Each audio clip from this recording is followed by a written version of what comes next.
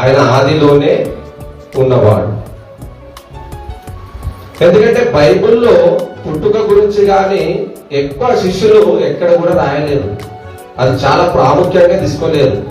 ఎందు గురించి పుట్టామన్నదే సమాజానికి రాయడం జరిగింది, అంతేగాని పుట్టుక రోజు మీరు చేసుకోండి అన్న సంగతి రాయబడలేదు.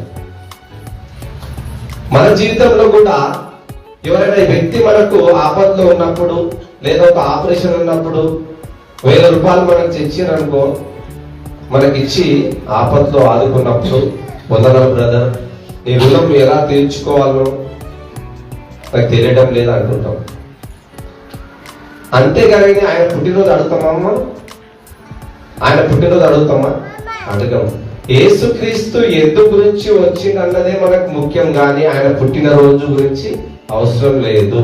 ఆయన గురించి ఒకవేళ పుట్టినరోజు ఒకవేళ మనం తెలుసుకోవాలి అంటే ఈ భూమి ఎప్పుడు పుట్టిందో తెలుసుకోవాలి, సూర్యుడు ఎప్పుడు పుట్టిండో తెలుసుకోవాలి, పక్షులు ఎప్పుడు పుట్టినాయో తెలుసుకోవాలి, జంతువులు ఎప్పుడు పుట్టినాయో తెలుసుకోవాలి. ఇవన్నీ కూడా తెలుసుకున్న తర్వాత యేసుక్రీస్తు దగ్గరికి రావాలి. ఆయన ఈ భూమిపైకి 2000 సంవత్సరాల కింద ఈ భూమిపైకి కన్య గర్భమున ఆయన పుట్టిండు. అంత మాత్రాన ఆయన అంతకన్నా ముందు లేడు అన్నది కాదు. నేను ఇక్కడ రాకముందు ఎక్కడ ఉన్నామా? మా ఇంటి దగ్గర ఉన్నా. అక్కడి నుంచి ఇక్కడ రావడం జరిగింది. యేసుక్రీస్తు కూడా ఈ భూమిపైకి తెలిసినప్పుడు ఆ ప్రాంతానికి రాకముందు ఎక్కడ ఉన్నాడు అని ఆలోచిస్తే ఆయన పరలోకంలో ఉన్నాడు. పరలోకంలో 1,000,000 దేవదూతలు, ఆ 1,000,000 దేవదూతల్లో నిత్యము ఆరాధిస్తూ పరిశుద్ధుడు పరిశుద్ధుడు పరిశుద్ధుడు గాన ప్రతి గానాలు చేస్తున్న ఆ పరలోకంలో యేసుక్రీస్తు ఉన్నాడు. భూమి అంతా కూడా చెడిపోయింది, భూమి అంతా కూడా నాశనానికి వెళ్ళిపోతుంది. కాబట్టి తండ్రి అయిన దేవుడు నా నిమిత్తం ఎవరు వెళుతారు అన్నప్పుడు యేసుక్రీస్తు అన్నాడు, నేను వెళ్తా ఈ ప్రజల నిమిత్తం అని యేసుక్రీస్తు వచ్చినవాడు. సృష్టి పుట్టి 1500 కోట్ల సంవత్సరాలు అయిందని శాస్త్రవేత్తలు చెప్తారు. అంతకన్నా ముందే ఆదిలో వాక్యం ఉండెను, వాక్యము దేవుడై ఉండెను. అంటే ఆదిలో ఏముంది అని ఆలోచిస్తే దేవుడు ఉన్నాడు. ఆ వాక్యమే శరీరధారి అయి కృపా సత్య సంపూర్ణ మన మధ్యన నివసించెను. చూసారా? కాబట్టి ఈరోజు క్రిస్మస్ వాక్యమే ఎందుకు చెప్పడం జరుగుతుందంటే, మనం అందరం కూడా ఏ సీజన్లో ఉన్నాం? ఇప్పుడు క్రిస్మస్ సీజన్లో ఉన్నాం. కాబట్టి క్రిస్మస్ వాక్యమే చెప్పాలి, వేరే చెప్తే అంత బాగుండదు. కాబట్టి సీజన్ బట్టి కొన్ని పండుగలు వస్తాయి, సీజన్ బట్టి కొన్ని రోగాలు వస్తాయి, సీజన్ బట్టి కొన్ని పండ్లు వస్తాయి. ఇప్పుడు శీతాకాలం కాబట్టి అనేకమైన పండ్లు, సీతాఫల పండ్లు, రేణి పండ్లు, లేదా ఆపిల్ పండ్లు, సపోట పండ్లు, ఇవన్నీ కూడా సీజన్ బట్టి దొరికే పండ్లు పదాలు. అంటే సీజన్ బట్టి కొన్ని పండ్లు వస్తుంటాయి, సీజన్ బట్టి కొన్ని రోగాలు, వర్షకాలంలో రోగాలు వస్తుంటాయి, చలికాలంలో విపరీతమైన మరి రోగాలు, కాళ్ళ నొప్పులు, కీళ్ళ నొప్పులు, ఇవన్నీ కూడా చలికాలంలో ఎక్కువగా వస్తుంటాయి. అంటే సీజన్ బట్టి రోగం వస్తుంది, సీజన్ బట్టి పండ్లు వస్తాయి, సీజన్ బట్టి పండుగలు వస్తాయి. కానీ సీజన్ బట్టి 2 రావు. చెప్పండి అమ్మా, ఏంటి? సీజన్ బట్టి మాత్రం 2 రావు, మరణం, పుట్టుక. ఇది సీజన్ బట్టి వచ్చేవి కావు. ఎప్పుడైనా పుట్టొచ్చు, ఎప్పుడైనా చనిపోవచ్చు. సీజన్ బట్టి వచ్చేవి ఇవి 2 కావు. కాబట్టి మనము ఏదో సీజన్ బట్టి సున్నాలు వేయడము, సీజన్ బట్టి ఏదో రంగులు వేయడము, సీజన్ బట్టి బట్టలు తెచ్చుకోవడము, సీజన్ బట్టి ఇవన్నీ కూడా ధరించుకోవడము, ఇంటికి పట్టిన దుమ్ము కూడా దులపడం జరుగుతుంది సీజన్ బట్టి. కానీ అన్నిటికన్నా ముఖ్యమైన విషయం ఏంటంటే, సీజన్ బట్టి రానివి 2 ఉన్నాయి. అది చావు. ఎప్పుడు వస్తుందో, చలికాలంలో రావచ్చు, ఎండాకాలంలో రావచ్చు, వానకాలంలో రావచ్చు, ఎప్పుడైనా రావచ్చు, రేపైనా రావచ్చు, ఎల్లుడైనా రావచ్చు, ఎప్పుడైనా రావచ్చు. మరణం అనేది ఎప్పుడు వస్తుందో ఎవరికి కూడా తెలియదు. పుట్టుకంటే ఈరోజు డాక్టర్లు స్కానింగ్ చేసి చెప్పడం జరుగుతుంది, పలానా డేట్ రోజు పుట్టొచ్చు. సిజరింగ్ వచ్చింది కదా లేటెస్ట్ గా, మంచి రోజు చూసి సిజరింగ్ అనేది చేసుకుంటుంది. కానీ అంతకు ముందే తల్లి గర్భంలో 9 నెలలు మనం ఉన్నామన్న సంగతి తెలియాలి. పుట్టినాక లోకం గుర్తించింది, పుట్టకన్నా ముందు దేవుడు గుర్తించిండు. అందుగురించే నా తల్లి గర్భమందు నన్ను నిర్మించిన వాడవు నీవే అంటాడు. కాబట్టి మనమంతా కూడా యేసుక్రీస్తు ఈ లోకమందు వచ్చినవాడా పుట్టినవాడా అని ఆలోచిస్తే ఆయన ఈ లోకమందు వచ్చినవాడు అనే అనేక లేఖనాలు ప్రవక్తలందరూ కూడా రాసిండ్రు. ఒక లూకా గారు, ఒక మత్తయి గారు మాత్రమే యేసుప్రభు పుట్టుక గురించి ఎక్కువగా రాయడం జరిగింది. యోహాను సువార్త, మార్కు సువార్త ఇందులో పుట్టుక గురించి రాయలేదు. ఈ ఇద్దరు ప్రవక్తలు, ఇద్దరు శిష్యులు మాత్రం పుట్టుక గురించి ఎక్కువ వివరణ ఇచ్చిండ్రు. ఈ ఇద్దరు మాత్రం వచ్చిండ్రు అని అపొస్తలుల పౌలు దగ్గరికి వస్తే వీళ్ళందరూ కూడా యేసుక్రీస్తు ఈ భూమిపైకి ఎందుకు వచ్చిండు అన్న సంగతే అక్కడ రాయబడింది. చూద్దాం. ఎబ్రీయులకు రాసిన పత్రిక 10:5 చదువు ఒకసారి. కాబట్టి ఆయన ఈ లోకమందు ఆయన ప్రవేశించినప్పుడు, చూసారా, ఈ లోకమందు ఆయన ప్రవేశించినప్పుడు అంటున్నాడు. ఈ లోకమందు ఆయన పుట్టినప్పుడు కాదు, ఆయన ఈ లోకమందు ప్రవేశించినప్పుడు అంటున్నాడు. అంటే ఈ లోకము పుట్టక ముందు ఆయనకు మరో లోకం ఉంది. అది మరో లోక పేరే పరలోకం. పరలోకంలో తండ్రి దగ్గర సింహాసనం దగ్గర ఆయన ఉన్నాడు. ఎందుకంటే యేసుప్రభు పుట్టుక గురించి కానీ, యేసుప్రభు చేసిన అద్భుతాల గురించి కానీ, యేసుప్రభు చేసిన ఆశ్చర్య కార్యాల గురించి చెప్పుకుంటూ పోతే మరి ఏది కూడా భూలోకంలో సరిపోదు అన్నాడు యేసుక్రీస్తు. చూద్దాం ఒకసారి. యోహాను సువార్త 21:25 చదవండి. అన్ని రాసుకుంటూ పోతే, అన్ని వివరించుకుంటూ పోతే ఈ భూలోకమైన సరిపోదు అని ఇక్కడ రాయబడింది. యోహాను సువార్త 21:25. యేసు చేసిన కార్యములు ఇంకా అనేకములు కలవు. వాటిలో ప్రతిదానికి వివరించి రాసిన ఎడల అటు రాయబడిన గ్రంథములకు అప్పటికి భూలోకమైనను చాలదు అంటారు. చూసారా, యేసు చేసిన అద్భుతాలు, ఖాళీ అద్భుతాలు చేసిండు, ఆయన బోధ చేసింది వివరించి చెప్పాలి అనుకుంటే ఈ భూలోకమైన సరిపోదు అన్నప్పుడు ఇక దావీదు పుట్టినరోజు, మోసే పుట్టినరోజు, వీళ్ళందరి పుట్టినరోజు గురించి బైబిల్ ఎక్కువగా తీసుకోలేదు. వాళ్ళు ఎందు గురించి పుట్టారో, ఎందు గురించి బ్రతుకుతున్నారో, ఏం చెప్పిండ్రో ఆ మాటలు వింటే సరిపోతుంది మీకు అంతే అని వివరిస్తుంది ఇక్కడ ఎవరు. కాబట్టి ఆయన చేయుటకు అనేక సూచక్రియలు, ఎన్నో అద్భుతాలు చేసినప్పటికీ కానీ భూలోకమైన సరిపోదు. అన్ని గ్రంథపు చుట్టలు, అందరు పేపర్ చుట్టలు అన్ని కూడా గ్రంథాలు అయిపోతే మనం ఎక్కడ ఉంటాం? మనం ఉండకనే వివరణ మన పైన వివరించిన ఆయన మన గురించి వివరణ మీరు ఇచ్చుకోండి. ఇదిగో నేను ఏవైతే ప్రాముఖ్యమైన మాటలు చెప్పాలో అవి మీకు చెప్పడం జరుగుతుంది. అందుగురించే పుట్టుక గురించి యేసుక్రీస్తు పుట్టిందన్నది వాస్తవం, ఆయన వచ్చిందన్నది వాస్తవం. అన్ని ఆధారాలు ఈరోజు సమాజంలో ఎన్ని ఆధారాలు యేసుక్రీస్తుకు ఉండాలో అన్ని ఆధారాలు ఉన్నాయి.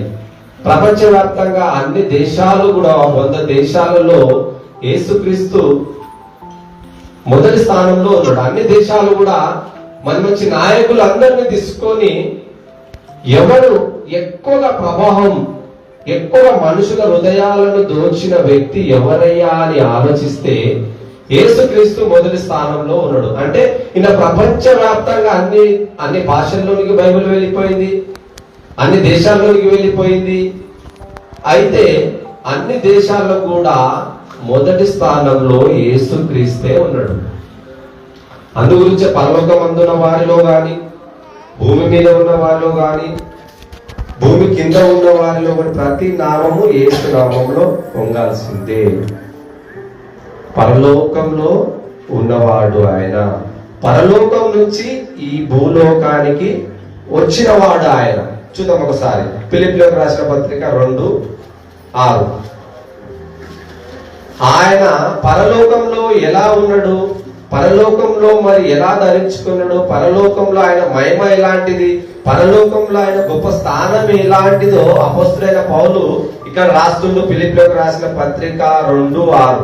ఆయన దేవుని స్వరూపము కలిగిన వాడై ఉండి దేవునితో సమానముగా ఉండుట విడిచిపెట్టకూడని భాగ్యమని ఎంచుకొనలేదు గాని మనుషులుగా పోలికగా పుట్టి దాసుని స్వరూపము ధరించుకొని తనను తానే రిక్తునిగా చేసుకొనెను. చూశారా, పరలోకములో దేవునితో సమానముగా ఉన్నవాడు, సమానంగా ఉన్న యేసుక్రీస్తు ఈ భూలోకానికి రావడానికి ఒక శరీరము కావాలి. ఒక శరీరం కావాలి ఆయనకి. ఈ భూమి పైన రావడానికి ఒక శరీరం కావాలి. పరలోకంలో దేవునితో సమానంగా ఉన్నవాడు ఎవరు వదులుకుంటారండి? అందమైన పరలోకాన్ని ఎవరైనా వదులుకుంటారా? మనము మంచి బట్టలు వదులుకోము, మంచి బంగారం వదులుకోము, మంచి భూమి వదులుకోము, మంచి ఇండ్లను వదులుకోము. ఏదైనా కూడా మనకు నచ్చింది ఏది కూడా వదులుకోలేము కదా. అలాంటిది పరలోకంలో సమానంగా యేసు ప్రభువు దేవునితో ఉండి కోట్ల దేవదూతల మధ్యన ఆయన కొనియాడబడుతున్నప్పుడు ఇదిగో ఆయన తగ్గించుకున్నాడు. మన నిమిత్తము ఆయన ఎత్తునుగా చేసుకునేను. ఎలాంటి పరిస్థితి ఎవరైనా కోరుకుంటారా? అమెరికాలో ఉన్న వ్యక్తి ఒక పూరి గుడిసెలో ఉండాలి అని అనుకుంటాడమ్మా? హెలికాప్టర్ లో ఎక్కిన వాడు, లేదా మంచి అపార్ట్మెంట్ లో ఉన్నవాడు, మంచిట్లో ఉన్నవాడు ఏదో పశువుల పాకలు తెచ్చేస్తూ ఉన్నాడమ్మా? ఉండలేడు. ఆయన పశువుల పాకలో ఉండడానికి కూడా ఎంత ఘోరమైన పరిస్థితి. చూద్దాం ఒకసారి లూకా సువార్త 2:11.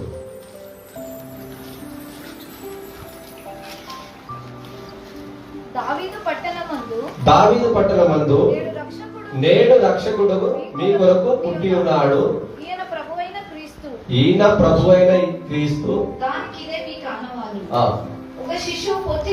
ఒక శిశువు పొత్తి గుడ్డలతో చుట్టబడి ఒక తొట్టిలో పండుకొని ఉండుట చూచెదరని చెప్పారు. చూసారా, ఒక శిశువు అప్పటికే పుట్టిండు యేసుక్రీస్తు, కానీ ఆయనకు స్థలము లేదు. అలాంటి సమయంలో ఒక పశువుల తొట్టిలో తెచ్చి పరుండ పెట్టిరంట.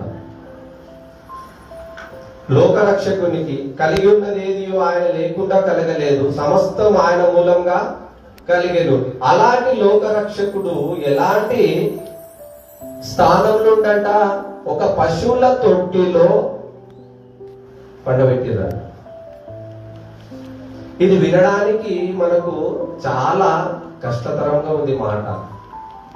3 లోకాలకు అధిపతి యేసుక్రీస్తు ఒక పశువుల తొట్టిలో. మనమైతే మంచి మన పిల్లలకు పండబెట్టినప్పుడు ఎక్కడ పండబెడతామమ్మా? మంచి ఉయ్యాలలో, మంచి పరుపులో, లేదా మంచిగా పండబెడతాం, వెచ్చటి దుప్పటేసి. కానీ యేసుక్రీస్తుకు తొట్టిలు అన్నప్పుడు అక్కడ మురికి ఉంటది, ఇన్ఫెక్షన్ ఉంటది, అంతా కూడా ఘోరమైన పరిస్థితి. ఆ తొట్టిలో యేసుక్రీస్తును పరుంట పెట్టిరంట. అందుకు యేసుక్రీస్తు బ్రతుకున్నప్పుడు ఒక శిష్యుడు వచ్చి అడుగుతాడు, ప్రభువా నువ్వు ఎక్కడ వెళ్తే నేను అక్కడ ఉంటా, నువ్వు ఎక్కడ పోతే నేను అక్కడ వెళ్తా అన్నప్పుడు ఆయన యేసు ప్రభు ఆయనతో అన్నమాట, ఆకాశ పక్షులకు గూళ్ళున్నాయి, నక్కలకు గొర్రెలున్నాయి, మనుష్య కుమారులకు తలవాంచుటకు స్థలమైనను లేవు అని. భూమి మీద తిరుగుతున్న చీమలకైనా స్థలం ఉంది, అవి రంధ్రాలు కొట్టి ఆ భూమి లోపల ఉంటాయి.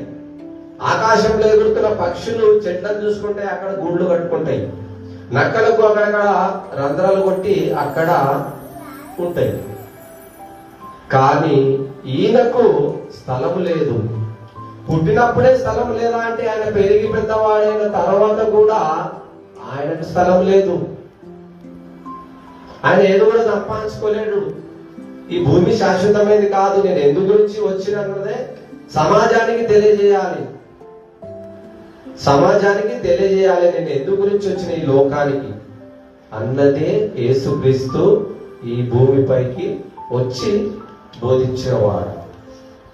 కాబట్టి పశువుల తొట్టిలో పరుండ పెట్టిరంట ఆయన. కాబట్టి యేసుక్రీస్తు శరీరం తెచ్చుకోవడానికి మరియమ్మ గర్భంలో పుట్టినవాడు. అంతకన్నా ముందు పరలోకంలో ఉన్నాడు. ఎవరి సువార్త 8:56. మీ తండ్రి అయిన అబ్రహాము నా దినము చూతునని మిగులు ఆనందించినట్ట. చూసారా, మీ తండ్రి అయిన అబ్రహాము మాకు పితరుడు, మా అబ్రహాము మాకు మూల పురుషుడు, మా అబ్రహామే మాకు అన్నిటి సర్వము అని మీరు చెప్పుకుంటున్నారు కదా శాస్త్రులు పరిశీలారా. మీ అబ్రహామే నా పుట్టుక గురించి ముందుగా చూడాలని ఆశపడ్డాడు, చూడాలని కోరుకున్నాడు. కానీ ఆయన టైం వచ్చింది, ఆయన వెళ్ళిపోయాడు. చదవం. అది చూచి సంతోషించెను అనెను. అందుకు యూదులు నీకు ఇంకా ఏ 10 సంవత్సరాలు లేవు కదా, అబ్రహామును చూచితివా అని ఆయనతో చెప్పగా యేసు అబ్రహాము పుట్టక మునుపే నేనున్నానని మీతో నిశ్చయంగా చెప్పుచున్నాను అంటాడు. యేసుక్రీస్తు ఏది చెప్పినా, ఉపమానం చెప్పినా, ఏ మాట చెప్పినా ఇది నిశ్చయంగా చెప్తున్నానంటే 100కు 100 సత్యమైన మాట. దానికి తిరుగులేదుగా. అబ్రహాం కన్నా నేను ముందుగా ఉన్నవాడను. అబ్రహాము పుట్టక ముందే నేను పుట్టినా ఉన్నప్పుడు ఇక్కడ శాస్త్ర పరిశీలన ఏం కావాలి? కాస్త ఆలోచన పడ్డాను, కాస్త కన్ఫ్యూజ్ అయిపోయాను. ఏంటి ఇంకా అప్పుడే 50 సంవత్సరాలు నిండలేవు, ఇంత జ్ఞానం మాట్లాడుతున్నాడు అని అక్కడ శాస్త్ర పరిశీలన అయిపోయింది. అయితే యేసుక్రీస్తు అబ్రహాము, ఇస్సాకు, యాకోబు వీళ్ళందరికంటే ముందుగా ఉన్నవాడు. 1 తిమోతి, అపొస్తలుడైన పౌలు తిమోతి రాసిన పత్రిక 1:15.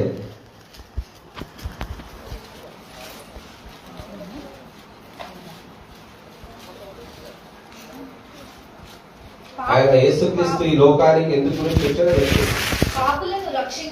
పాపులను రక్షించుటకు క్రీస్తు యేసు లోకములోనికి వచ్చెను. చూసారా, పాపులను రక్షించుటకు యేసుక్రీస్తు లోకంలోనికి వచ్చెను. పుట్టెను అన్నది ఒక విధానం అయితే ఆయన వచ్చెను ఈ లోకంలోనికి వచ్చెను. ఎక్కడి నుంచి వచ్చాడయ్యా అంటే పరలోకం నుంచి ప్రయాణమై ఈ భూమిపైకి వచ్చినవాడు. అందుగురించే పరలోకం నుంచి దిగి వచ్చిన వాడు మనిషి కుమారుడు తప్ప పరలోకమునకు ఎక్కిపోయిన వాడు ఎవడూ లేడు. అంటే పరలోకంలో ఎవరెవరు ఉన్నారని మనం ఆలోచిస్తే పరలోకంలో దేవదూతలు ఉన్నారు, దేవుడు ఉన్నాడు, యేసుక్రీస్తు ఉన్నాడు, పరిశుద్ధాత్ముడు ఉన్నాడు. వాళ్ళే ఉన్నారు తప్ప మరి ఎవరు కూడా చనిపోయిన ఆత్మలు, ఇంకా నీతిమంతుల ఆత్మలు పరలోకానికి వెళ్ళలేదు. ఆయన మరలా వచ్చి స్థలం సిద్ధపరచ వెలుచున్నా మీకు, నేను స్థలంలో మీరు ఉండనట్లు మరలా వచ్చి మిమ్మల్ని తీసుకొని పోతా అన్నాడు. ఇక యేసుక్రీస్తు కన్యగా ఎందుకు పుట్టాల్సింది? యేసుక్రీస్తు కన్య గురించి మరి ముందుగానే ప్రవచనము, ముందుగానే ఎంతో ప్రవర్తన చెప్పారు, ముందుగానే ఎన్నో ఆలోచనలు ఉన్నాయి కదా. మరి యేసుక్రీస్తు కన్యకే ఎందుకు పుట్టాల్సి వచ్చింది అంటే ముందుగానే ఒక ఆనవాలు, ఒక సూచన ఆయన చూపుతుండో. ఒకసారి చూద్దాం. యెషయా గ్రంథం, యెషయా 7:14.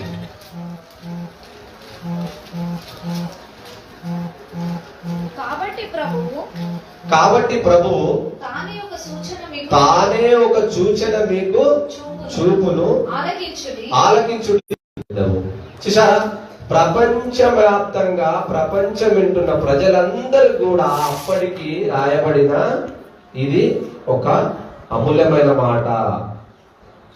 కాబట్టి ప్రభువే తాను ఒక సూచన మీకు చూపును, కన్యక గర్భవతి అయి కుమారుని కనును.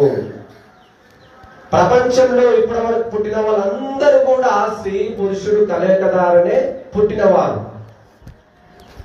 అందరూ కూడా ఆదాము మొదలుకొని ఇప్పటి వరకు వీళ్ళందరూ కూడా ఎలా పుట్టినారంటే ఇద్దరు ఒక స్త్రీ పురుషుని వల్లనే పుట్టినవారు. ఇప్పుడు యేసుక్రీస్తు ప్రపంచ లెవెల్ల ప్రపంచ వ్యాప్తంగా ఒక పెద్ద గుర్తు కావాలి, ప్రపంచమంతా గుర్తుపట్టాలి. ఆయన అందరిలాగా ఏదో ఒక స్త్రీకి పుట్టుంటే, అందరిలాగా కన్యకదార పుట్టుంటే యేసుక్రీస్తుకి అంత పెద్ద గుర్తు ఉండేది కాదు. కాబట్టి గుర్తు ఖచ్చితంగా ఇది మీకు ఆనవాళ్ళు అని అక్కడ రాయబడుతుంది. ఇది సూచన, మీకు ఇది ఒక సూచన చూపును ప్రభువు. కన్యక గర్భవతి కుమారుని కనును. మనం రైల్వే స్టేషన్ ఎక్కడ ఉందని అడిగితే ఏం చెప్తామమ్మా? చౌరస్తా పోయినాక అంబేద్కర్ బొమ్మకి వెళ్ళి స్టేట్ వెళ్ళిపోతే రైల్వే స్టేషన్ వస్తా అంటాం. బస్ స్టాండ్ ఏంటంటే జేసీ బ్రదర్ ముందడ ఉంది. ఇదొక సూచన, ఇదొక గుర్తు. కాబట్టి ఎవరైనా హైదరాబాద్ నుంచి స్పీకర్ వస్తున్నారనుకో, బస్ స్టాండ్ దగ్గర మీరు దొరుకుతారమంటే అప్పుడు మీరు ఏం అడుగుతారమ్మా? గుర్తు అడుగుతారు. ఆయన ఏ సెట్ వేసుకున్నాడు, ఏ పాయింట్ వేసుకున్నాడు, చేతిలో బ్యాగ్ ఉందా లేదా, పలానా ఎర్ర సెట్టు పలానా తెల్ల పాయింట్ వేసుకోండు అని అంటే మనం ఈజీగా పోయి తోలుకొని వస్తాం. గుర్తు అన్నమాట ప్రపంచానికి.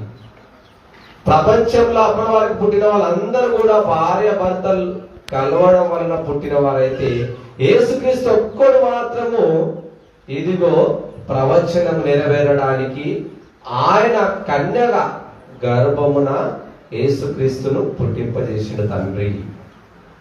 ఇది గుర్తు. అందుగురించే ఇప్పుడు చాలా మట్టుకు యేసుక్రీస్తు ఎవరికి పుట్టిందంటే ఒక కన్యకు పుట్టిండు. యేసుక్రీస్తు ఎవరికి పుట్టినంటే కన్యకని ప్రపంచ వ్యాప్తంగా తెలిసిపోయింది. తెలిసిపోయిన కొన్ని మూర్ఖులు మాత్రము మాట్లాడుతున్నారు కానీ అవి మాత్రం పనికిలోనికి రావు.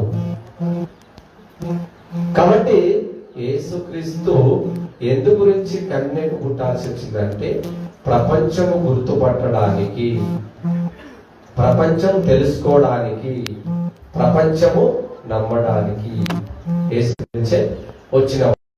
ఇక యేసు ప్రభు ఎప్పటి నుంచి ఉన్నవాడు మనం ఆలోచన చేస్తే ఆయన అబ్రహాం కంటే ముందున్నవాడు. యేసుక్రీస్తు సర్వలోకానికి చక్రవర్తి ఆయన. కాబట్టి యేసుక్రీస్తు రావడానికి అడ్వర్టైజ్ ఎవరు చేశారమ్మా? యేసుక్రీస్తు ఈ భూమిపైకి రావడానికి ముందుగా ప్రకటించిన వారెవరు? ముందుగా ప్రకటించిన వారు ఎవరు అని మనం ఆలోచిస్తే యోహాను. సమాజము గుర్తుపట్టుకుంది ఏంటంటే జ్ఞానులను మరవలేదు, గొల్లలను మరవలేదు, వీళ్ళని మరవలేదు. కానీ అసలైన శిశుని వదిలిపెట్టింది సమాజం. ఆయన ముందుగా 6 నెలలు ముందుగా పుట్టినవాడు. ఆయన కూడా పరిశుద్ధాత్మతోనే పుట్టినవాడు. కాబట్టి ఆయన పుట్టిన తర్వాత, ఆయనను మంచిగా పెరిగిన తర్వాత ఆయన ఏమి గురించి ప్రకటిస్తుండో చూద్దాం ఒకసారి. మత్తయి సువార్త 3:17. మరియు ఇదిగో ఈయనే నా ప్రియ కుమారుడు, ఈయన యందు నేను ఆనందించుచున్నానని ఒక శబ్దం ఆకాశము నుండి వచ్చింది. మత్తయి సువార్త 3:3 చదవమ్మా. సారీ. ప్రభు మార్గము సిద్ధపరచుడి, ఆయన త్రోవలు సరళము ఆయన త్రోవను సరళం చేయడి, అరణ్యంలో ఒక కేక శబ్దము అని ప్రవక్త అయిన యెషయా ద్వారా చెప్పబడిన వాడితడే. 11 చదవమాటండి. ఆ సమయమున యోహాను చేత బాప్తిస్మము పొందుటకు యేసు గలిలయ నుండి యోర్దాను మత్తయి సువార్త 3:11. మారు మనసు నిమిత్తము నేను నీళ్ళల్లో మీకు బాప్తిసం ఇచ్చుచున్నాను, అయితే నా వెనుక వచ్చువాడు నాకంటే శక్తివంతుడు, ఆయన చెప్పులు మోటకైనను నేను పాత్రుడను కాను. చూసారా, ఈ ఏవాను మరి మన లెక్క లోకంలో అందరితో ఉన్నవాడు కాదు, అరణ్యంలో ఉన్నవాడు. అంటే ఈ లోకంలో పబ్లిక్ లో ఉంటే వాళ్ళ స్వభావం దానికి నేను పాపిగా మారిపోతా అనుకుంటూ మరేమో కానీ అడవిలో ఉంటూ మిడతలు తేనె తినుకుంటూ మన లెక్క మాంసాహారం అవన్నీ ఏమి కూడా తినకుండా ఏదో స్మూత్ తిండి తినుకుంటూ బ్రతికిన వాడు ఏవాను. ఏవాను రాకముందు సువార్త ప్రకటింపబడుతుంది. ఏమని, మీరు మారు మనసు పొందండి అని మనిషికి పట్టిన పాపాన్ని కొంచెం మట్టుకు దూరం చేసిండు ఏవాను. దూరం చేసిన, ఇదిగో నా వెనుక వచ్చేవాడు నాకన్నా శక్తిమంతుడు, ఆయన చెప్పులు విప్పుడుకైనా నేను యోగ్యుడని కాదు అని యేసుక్రీస్తు గురించి ఆయన ప్రకటిస్తూ వచ్చిండు. కాబట్టి యేసుక్రీస్తు గురించి ఏవాను ముందుగానే ప్రకటన అనేది జరిగింది. ప్రకటన జరగకపోతే ప్రజలు నశించిపోతారు, ప్రజలకు తెలియదు. కాబట్టి యేసుక్రీస్తు పరలోకం నుంచి ఈ భూమిపైకి రావాలి అంటే మామూలు విషయం కాదు. ఒక ప్రధానమంత్రి రావాలి అనుకుంటే ఎంత పని ఉండాలమ్మా? ఒక ప్రధానమంత్రి జయరావానికి వస్తుందంటే ఆయనకు తగ్గట్లు పని ఉండాలి. లేదా ఒక ముఖ్యమంత్రి వస్తుందంటే ముఖ్యమంత్రికి తగ్గట్లు పని ఉండాలి. లేదా ఒక కలెక్టర్ వస్తుందంటే కలెక్టర్ తగ్గట్లు పని ఉండాలి. ఏదో మన ఊళ్ళో ఉన్న మన ఎమ్మెల్యే ఏదో వచ్చిపో అంటే ఇప్పుడు వస్తాడా? ఎమ్మెల్యే గారు సార్ ఇప్పుడు రండి మా చర్చికి అంటే వస్తాడా? రాడు. ఆయనకు ఎన్నో పనులు ఉంటాయి, ఎన్నో బాధ్యతలు ఉంటాయి. కాబట్టి పరలోకంలో యేసుక్రీస్తు ఉన్నాడు. ఆ పరలోకం నుంచి ఈ భూమిపైకి రావాలి అంటే ఎంత పని ఉంటే వస్తాడు. ఒక రాష్ట్రపతి రావాలనే అనుకో, రాష్ట్రపతికి తగ్గట్లు పని ఉండాలి. ముఖ్యమంత్రి రావాలంటే ముఖ్యమంత్రి తగ్గట్లు పని ఉండాలి. అలాంటిది పరలోకం నుంచి యేసుక్రీస్తు వస్తుందంటే ఎంతో పని ఉంది. పాపులను రక్షించాలి, రోగాలు బాగు చేయాలి, కుష్టి వాళ్ళను బాగు చేయాలి, ప్రవచనాలన్నీ కూడా నెరవేరాలి. ముందుగా ప్రవక్తలు ఆయన గురించి చెప్పిన మాటలన్నీ కూడా నెరవేరాలి. కాబట్టి పరలోకం నుంచి ఆయన భూమిపైకి దిగి వచ్చినప్పుడు ఎంత ప్రకటన జరిగిందో, ఆయన పుట్టిన తర్వాత కూడా అనేకులు కూడా ఎవరెవరు వచ్చినా యేసుప్రభు పుట్టిన తర్వాత గొల్లలు, జ్ఞానులు, దూతలు. అయితే వీళ్ళందరూ వచ్చారు కదా. 2017లో మన హైదరాబాద్కు ఇవాంక ట్రంప్ కూతురు వచ్చింది. 2017లో ఒక ప్రైమ్ మినిస్టర్ అంటే ప్రెసిడెంట్, అమెరికా ప్రెసిడెంట్ కూతురు హైదరాబాద్ రావడానికి కొన్ని వేల కోట్ల రూపాయలు ఖర్చు అయినాయి. అప్పుడు ఏం జరిగిందంటే ఊళ్ళో ఉన్న వాళ్ళ బిచ్చగాళ్ళందరినీ తీసుకుపోయి ఊరు బయట పడేసిండ్రు. ఎవరు వస్తున్నారు?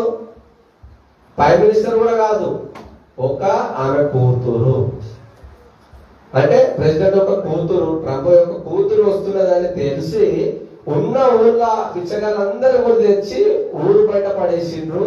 అక్కడక్కడక్కడ గోడల పైన రంగులు, చెట్లు, బొమ్మలు ఇవన్నీ కూడా అలంకరంగా వేయబడింది. ఎవరు వస్తున్నారు? ఒక ముఖ్యమైన వ్యక్తురాలు వస్తుంది, ట్రంప్ కూతురు వివాహం. కాబట్టి ఇప్పుడు అన్ని కూడా శుభ్రంగా చేసుకుంటారు. ఆమె వచ్చినప్పుడు మరొక శాటిలైటే ఆకాశంలో పెట్టిన హైదరాబాద్ మీద, మరెంతో బుల్లెట్ ట్రైన్స్, ఆ బుల్లెట్ బండ్లు, ఆయన మిలిటరీ పోలీస్, మామూలు పోలీస్, ఏదో చాలా మన కలెక్టర్లు ఎందరో స్టెప్ బై స్టెప్ బందోబస్తు. ఆమెకు చీమ పడ్డ ఆమె పైన ఎక్కడ తెలవాలి? అమెరికాలో తెలియాలి. ట్రంప్ చీమ పడితే కూడా అంతా ఫోకస్ మొత్తం హైదరాబాద్ మీదనే ఉన్నది. ఎందుకంటే ఏమైనా జరిగితే హైదరాబాద్ ను ఒక నిమిషంలో తీసేస్తారు. ఆఫ్టర్ ఒక ప్రెసిడెంట్, అమెరికా ప్రెసిడెంట్ కూతురే హైదరాబాద్కి వస్తే ఇంత హంగామా ఉంటే మరి యేసుక్రీస్తుగా లోక ప్రజలందరి గురించి పుట్టిన యేసుక్రీస్తు ఈ భూమిపైకి వచ్చినప్పుడు హంగామా లేదంటారా? గద్దులు లేవంటారా? చూద్దాం ఒకసారి.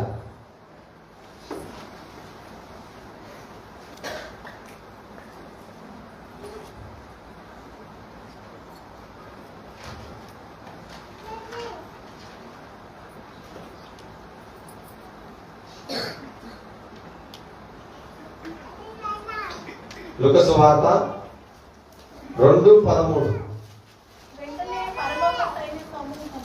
వెంటనే పరలోక సమూహము సైన్య సమూహము ఆ దూతతో కూడి సర్వోన్నతమైన స్థలములలో దేవునికి మహిమ, ఆయన మనుషులకు భూమి మీద సమాధానము కలుగును గాక. దేవునికి చూశారా, దేవుని కుమారుడు ఈ భూమిపైకి వస్తున్నప్పుడు పరలోక సైన్యమే దిగొచ్చింది. కోట్ల సైన్యం, పరలోక సైన్యము అంటే మామూలు కాదు, కోట్ల దేవదూతలు ఉంటారు. అలాంటిది ఆయనను పూజించి, ఆయనను కొనియాడి, ఆయన కీర్తనలు పాడి, ఆయనను గణపరిచి ఇదిగో తిరిగి దూతలు వెళ్ళిపోతారు. యేసుక్రీస్తు పుట్టినప్పుడు కూడా పరలోక సైన్యం వచ్చింది. ఆయనకు నక్కలకు గొర్రెలు ఉండే, ఆకాశ పక్షులకు గూళ్ళు ఉండే, ఆయనకి ఏమి లేదని మనం అనుకుంటున్నాం. కానీ ఆయన అనుకుంటే బంగారం తొట్టేలా, వజ్రాల తొట్టేల. ఆయన అనుకుంటే బంగారము పరుపు పైన పండేవాడు. ఆయన అనుకుంటే ఎలాంటి వారినైనా ఆయన కోరుకునేవాడు. కానీ ఈ లోకము నేను పాపులను పిలువవచ్చి తిని, పాపులను రక్షించవచ్చి తిని అని ఆయన ఈ భూమిపైకి వచ్చినవాడు. కాబట్టి ఆయన ఈ భూమిపైకి వచ్చినవాడు. కాబట్టి ఈ లోకమందు ఆయన ప్రవేశించినప్పుడు బలి అర్పణ ఆయన కోరలేదు. కానీ ఆయన ఒక శరీరము, ఆయన ఏ సమయంలో వచ్చిండు? గలతీ 4:4 చూడండి ఒకసారి. గలతీ 4:4 అపొస్తలుడైన పౌలు రాసిన పత్రిక గలతీ 4:4. అయితే కాలము పరిపూర్ణమైనప్పుడు దేవుడు తన కుమారుని పంపెను. చూసారా? ఆయన చదువు. ఆయన స్త్రీ అందు పుట్టి మనము దత్తపుత్రులము కావలెనని ధర్మశాస్త్రమునకు లోబడి ఉన్న వారిని విమోచించుటకై ధర్మశాస్త్రమునకు లోబడిన వాడు ఆయను. చూసారా? ధర్మశాస్త్రం అప్పటికి అమల్లో ఉంది. ఆ అమల్లో అన్ని కూడా నెరవేర్చాలి, పాపులను రక్షించాలని యేసుక్రీస్తు పరలోకము వదులుకొని భూమిపైకి వచ్చిండు. పరలోకము చాలా విలువైన లోకము. అలాంటి విలువైన లోకానికి మనం క్రిస్మస్ సీజన్ లో ఉంటున్నాము, కరెక్టే.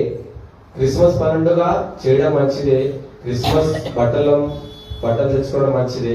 అయితే దేవునికి నిజమైన పండుగ, నిజమైన క్రిస్మస్, నిజమైన పండుగ, ఆయన ఆనందించే పండుగ, ఆయన కోరుకున్న పండుగ చూద్దాం ఒకసారి.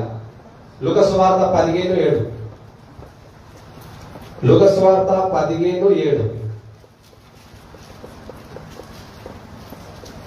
అటువలే మారు మనసు అక్కరలేని 99 మంది నీతిమంతుల విషయమై సంతోషము కంటే మారు మనసు పొందు ఒక్క పాపి విషయమై పరలోకమందు ఎక్కువ సంతోషము కలుగును. ఇది ఆయన కోరుకుంది. 99 నీతిమంతుల కంటే ఒక పాపి రక్షిస్తే, మారు మనసు పొంది దేవుని నమ్ముకుంటే అదే నాకు సంతోషము, అదే క్రిస్మస్, అదే ఆరాధన, అదే పండుగ, అదే నాకు ఎంతో గొప్ప భాగ్యము అంటుడు. చూసారా? నిజమైన ఆనందం ఎప్పుడయ్యా అంటే మీరు కొత్త బట్టలు కట్టుకున్నప్పుడు కాదు. నిజమైన ఆరాధన ఎప్పుడయ్యా అంటే మీరు ఇదంతా అలంకరణ చేసుకున్నప్పుడు కాదు. నిజమైన ఆరాధన ఎప్పుడంటే తరతరాలు గడిచిపోతున్నాయి, యుగాలు గడిచిపోతున్నాయి, పండుగలు వస్తూనే ఉంటాయి, వెళ్ళిపోతూనే ఉంటాయి. మనుషులు మాత్రం వెళ్ళిపోతే తిరిగి రారు. కాబట్టి ఆ తిరిగి రాకముందే మనం అందరము మరణము రాకముందే మారు మనసు పొంది బాప్తిసం తీసుకొని దేవుని యందు భయభక్తులు కలిగి జీవిస్తే అప్పుడు మనము ఎంతో ధన్యులము. దేవుని యొక్క వాక్యంలో అదే రాయబడింది. దేవుడు వచ్చింది అందుగురించే మనుషులందరూ రక్షించడానికి. ఆయన అనేకులను కూడా సువార్త ప్రకటించి అనేకులను కూడా మార్చుకున్నాడు. కాబట్టి ఆయన ఈ భూమి పైన పరలోకమందున్న తండ్రి ఒక పాపి మారితే సంతోషిస్తారంట. అంతేగాక యోహాను సువార్త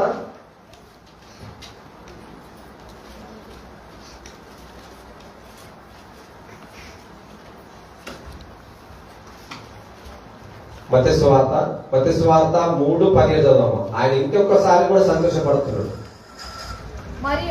మరియు ఈయనే నా ప్రియ కుమారుడు, ఈయన యందు నేను ఆనందించుచున్నాను అంటున్నాడు. చూసారా, ఈయన నా ప్రియ కుమారుడు, ఈయన యందు నేను ఆనందించుచున్నాను.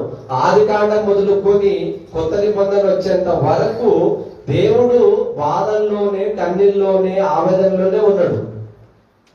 మనుషులందరూ దారి తప్పిపోతూనే ఉన్నారు. ప్రవక్తలను పంపించారు, ప్రవక్తలను చంపారు. ప్రవక్తలు కొంత మట్టుకు ప్రకటించారు, కానీ అది పూరా ప్రజలు వినక పాపులుగా మారిపోయి మరింత పాపంగా చేసుకుంటూ పోతున్నారు. అనేకులను పంపించిన దేవుడు అనేకులను చంపేసిండు. ఇదిగో తన ప్రియ కుమారుని పంపించిండు. ఈయన నా ప్రియ కుమారుడు, ఈయన యందు నేను ఆనందించుచున్నాను. ఈయనే ప్రపంచాన్ని రక్షించాలన్నా ఈయననే. ప్రపంచాన్ని ఇదిగో దేవుని లోపలికి నడిపించాలన్నా ఈయనే. ఒక పాపిని మార్చాలన్నా ఈయనే. తన విలువైన రక్తాన్ని, తన విలువైన అమూల్యమైన రక్తాన్ని కలువరి సిలువలో కార్చిన ఏకైక కుమారుడు ఈయనే. ఈయన యందు నేను ఆనందించుచున్నాను అన్నాడు. ఒక పాపి విషయమై ఆనందించుచున్నాను అన్నాడు.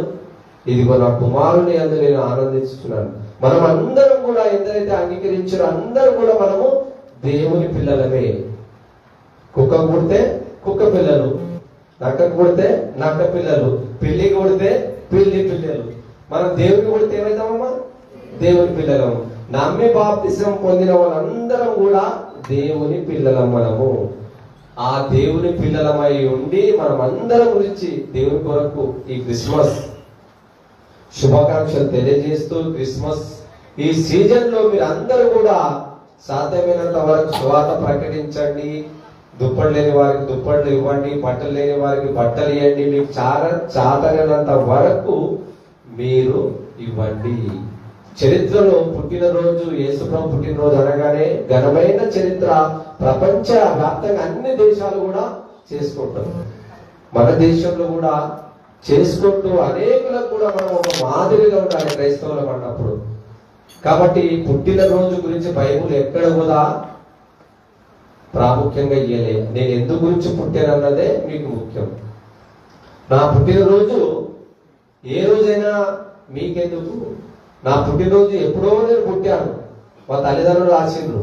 400 తరాలకు వెంటకు వెళితే ఎవరు ఎప్పుడు పుట్టినో ఎవరికి తెలియదు, ఎవరికి పుట్టినో తెలియదు, ఏ కులం నుంచి వచ్చిన వాళ్ళమో మనకు తెలియదు. ఎవరికి పుట్టినా ఏ దారం వచ్చినా తరతరాలు మనకు 400 సంవత్సరాలు వెనుకకు వెళితే మనది ఏ జాతో, ఏ కులమో, ఏ మతమో ఎవరికి తెలియదు. మన తాత ముత్తాతల పేరే మనం చెప్పుకుంటాం, అంతేగాని అంతకన్నా ముందు చెప్పుకోలేము, మనకు ఆధారాలు లేవు. కాబట్టి ఎందు గురించి పుట్టామన్నదే ముఖ్యం యేసుప్రభుకు. ఆయన కూడా ఎందు గురించి వచ్చినన్నదే ముఖ్యం. ఆయన పుట్టుకతో ఆ డేటుతో మనకి ఏ పని లేదు. అలానే చరిత్రలో లేడా యేసుక్రీస్తు అంటే? చరిత్రలో క్రీస్తు పురం, క్రీస్తు శకం, సమాధి నేటికి ఖాళీగా ఉంది. గవర్నమెంట్ ఒప్పుకుంది, సెలవు ఇచ్చింది యేసుప్రభు పుట్టినరోజు అని. ఇవన్నీ కూడా మీరు మనసులో పెట్టుకొని మనం అందరం కూడా దేవుని కొరకు బ్రతకాలని చిన్న వాటిని దేవుడు దీవించి ఆశ్రయించాలని కోరుచు మా గారికి సమయాన్ని అప్పచెప్తున్నాను.